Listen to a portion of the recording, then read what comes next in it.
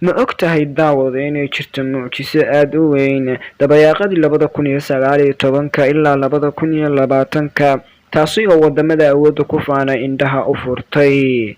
waa walaalkiin Cabdiweli Cabdi iyo channelkiini Defreb. fadlan haddaad ku cusub tahay YouTube channelkayga subscribe saar gambaleelkana furo.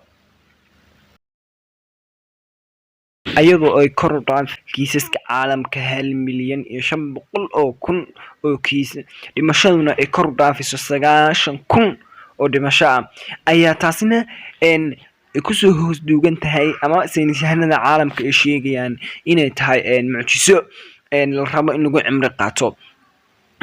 cuduradan iyo cudurro kale oo ka duwan caalamka ay soo mareen, laakiin cudurkan waxa weeye waa cudur aan dawo lahayn, weli tallaalkiisa aan la soo saarin.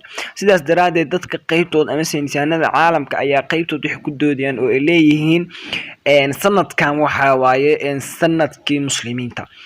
taasina bal waxay u baahan tahay in la baaro.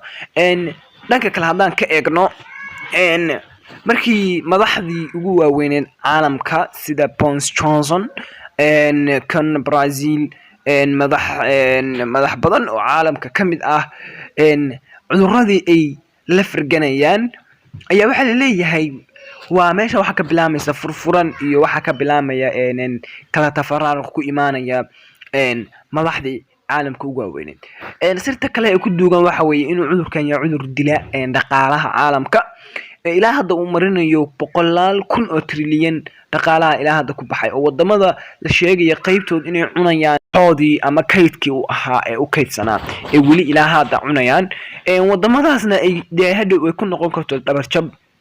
marka cudurkan haddii aan u nimaano Soomaaliya iyo cudurkan haddii la yiraahdo cudurkan waa horta cudur aad u baaxad weyn dalalka Afrikana uu aad iyo aad ugu fidi karo haddii uu yimaado cudurkaas. inkastoo ay dadka saynisyahanada qaybtood ay ku doodayaan in meelaha kulul oo kale loo safro oo la aado si cudurka uu kuma faafo ay leeyihiin sida wadamada 25 degree wadamada ka sareeya cudurkan kuma faafo ay leeyihiin. marka Soomaaliya haddaan eegno ilaa hadda waxa la hayaa kiisas dhimashadii waa la qabtay oo iyo dhowr iyo 10 qof oo ah cudurkii qaba oo positive.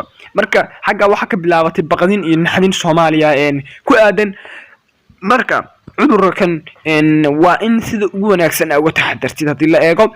mucjisada ugu weyn oo wato cudurkan oo maanta dhan aan ka soo hadlaynay waxa weeyaan mucjiso ah in cudurkan uu yahay cudur bilaa dawo ah, cudur dawadiisa aan weli la helin, cudur ku noqon kara ku fidi kara taabashadaasna ay keeni karto markii aad taabato sanka iyo afka iyo indhaha.